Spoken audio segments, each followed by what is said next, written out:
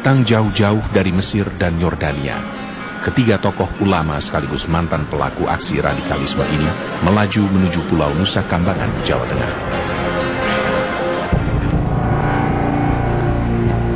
Nusa Kambangan, pulau yang lekat dengan istilah Pulau Penjara, atau pada masa pemerintahan Hindia Belanda dikenal sebagai Pulau Bui ini, menjadi tempat pembinaan narapidana kelas kakap. Di Nusa Kambangan, ketiga ulama ini akan menemui sejumlah penghuni lapas yang memiliki rekam jejak kasus terorisme di negeri ini. Kedatangan Najih Ibrahim Said Abdallah, Syekh Ali Hasan Al-Halabi, dan Syekh Hisham ke Indonesia difasilitasi oleh Badan Nasional Penanggulangan Terorisme dengan misi utama menjalin dialog damai dengan warga binaan kasus terorisme. Kita telah banyak melakukan strategi dengan menghadirkan ulama-ulama untuk melakukan pencerahan, tetapi itu kita rasa tidak cukup karena sebagian besar napi teroris itu kiblatnya ke Arab.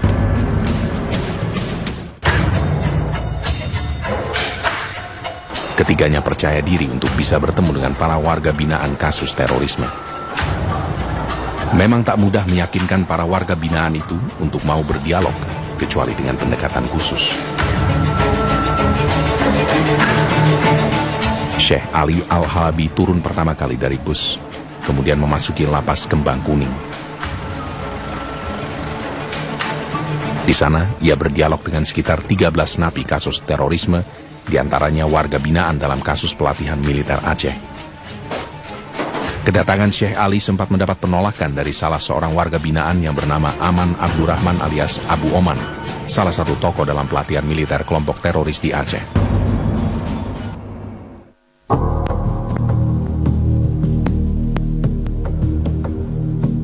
Perjalanan pun berlanjut saat Syekh Ali masih berdialog di lapas Kembang Kuning. Lalu hampir 1 kilometer berjalan, bus tiba di lapas Permisan. Di lapas tertua di Nusa Kambangan ini, Syekh Hisham beserta tim turun untuk menemui sekitar 11 warga binaan kasus terorisme.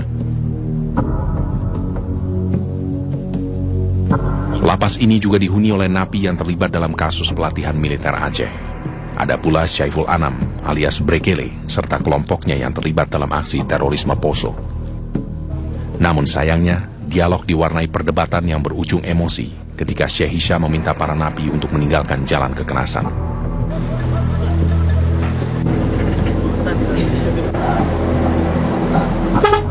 Setelah bus berjalan tak kurang dari 14 km dari Pelabuhan Sodong, rombongan tiba di lapas Pasir Putih yang merupakan tujuan utama kedatangan para ulama ini. Lapas ini terkenal dengan pengamanan super ketat atau super maximum security.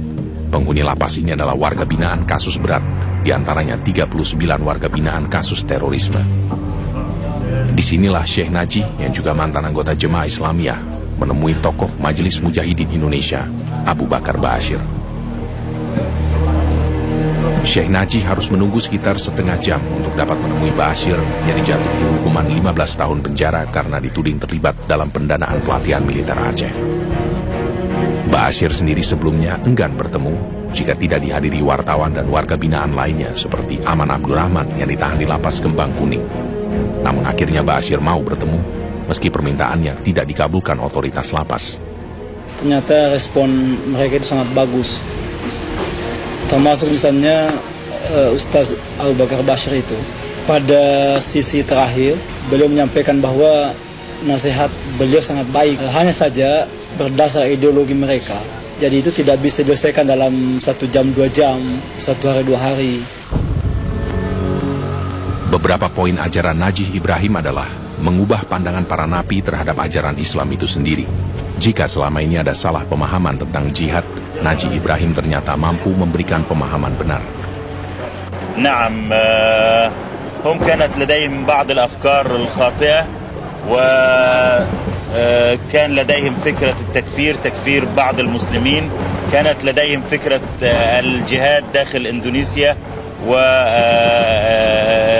السائحين وأنا فهمتم أنه لا يجوز تكفير أي مسلم أبدا وأن هذه هي مهمة القضاة. Pemahaman Islam perlu dikembalikan pada pemahaman sesuai Al-Quran dan Sunnah. Begitu salah satu pesan Syekh Ali Al-Halabi. Ulama yang sudah berkunjung 15 kali ke Indonesia itu juga mengungkapkan pendekatan dakwah perlu dilakukan di samping proses hukum yang terus berjalan. فقد يخرج الواحد منهم يدخل من السجن ويخرج من السجن وهو أشد تطرفا وأشد إرهابا وبعض منهم قد يؤثر فيه السجن ويرجع إلى الحق لا من باب التغير الفكري ولكن التغير الاجتماعي فأنا أقول بلزوم التأثير الفكري عليهم لتغيير أفكارهم المنحرفة وإرجاعهم إلى الحق والصواب وأن يكونوا من أبناء المجتمع الطيبين المسالمين الداعين إلى الكتاب والسنة والأمر بالمعروف والنهي عن المنكر بالكلمة الطيبة والحسنى.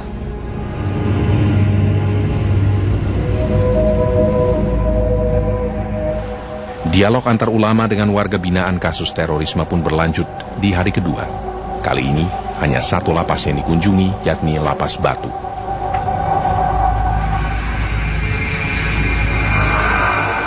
Dari 22 warga binaan kasus terorisme, hanya 12 saja yang mau hadir.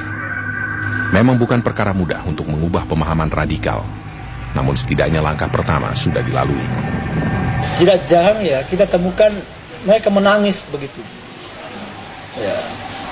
Ini kan indikasi tidak langsung bahwa mereka sebenarnya menyesal. Ya, ingin hidup dengan istrinya, ya, ingin hidup dengan keluarganya.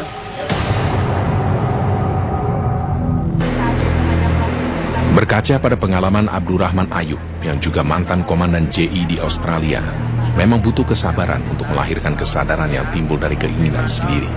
Mudah-mudahan kita nggak harap langsung berubah, tapi minimal jadi bahan renungan ketika dia tidur, ketika dia muhasabah. Mudah-mudahan ya mungkin berapa tahun atau bulan lagi atau ini kita nggak tahu bisa berubah insya Allah. Karena saya juga puluhan tahun saya seperti ini dan alhamdulillah sekarang saya berubah.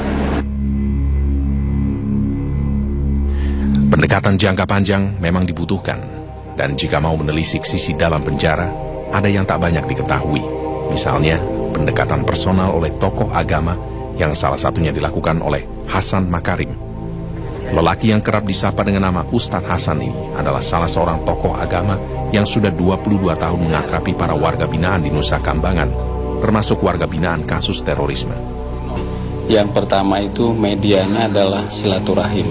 Itu terpenting supaya kehadiran kita bersama mereka itu akrab, sinergi, humanis gitu ya. Kemudian yang kedua itu kita harus melihat semua warga binaan itu sebagai manusia biasa, seperti halnya kita semua yang di luar lapas. Bagi Hasan, pendekatan secara kemanusiaan saja tidak cukup. Kondisi penjara pun perlu diperhatikan. Hampir semua warga binaan kerap mengeluhkan kondisi lapas yang tidak nyaman, terutama karena kelebihan kapasitas.